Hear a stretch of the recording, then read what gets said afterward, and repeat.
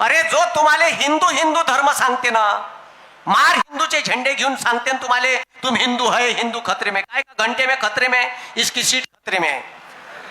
आणि खरंच तू हिंदू होता तर आपली माय मेली तर टकलं करतो ना आपण. यांना केलं का? केलं का? कायचा घंट्याचा हिंदू या. अबे हिंदू रीतिरिवाज का सांगते का माय मेली तर केश वपन करतो आपण, तिले टकले केस अर्पण करतो. केलं का मग? अबे पहिले तू फॉलो कर म्हणा चोट्या.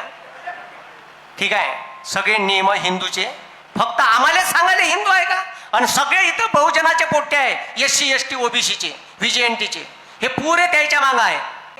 आता पोट्टे पुरे, ठीक आहे, काही म्हणलं का याच्या अंगात धर्म देवश येते. अबे कोणताही, ठीक आहे, धर्म राय देव राहू दे, पण 2 वेळचं खाले कमवा लागते. आणि तुझ्या हाताले जर काम नाही भेटलं तर तू 2 वेळ जगू शकत नाही आणि तुझ्या कुटुंबाले तू पोसू शकत नाही. शेवटी पोटाची भूक मोठी आहे आणि याच्यासाठी आपल्या हाताले का पाहिजे? हे सरकार इतकं बदमाश आहे का आपल्या विदर्भात ह्या मियानले टाटा एअरबसचा प्रोजेक्ट येणार होता. 30-35 हजार पोट्टे विदर्भातले लागले असते तिथं. ह्या चोट्ट्यानं तो प्रोजेक्ट गुजरातले दिला. कोणाला दिला? गुजरातले. टाटा एअरबस मोठा विमान बनवाचा कारखाना मियानमध्ये येणार होता.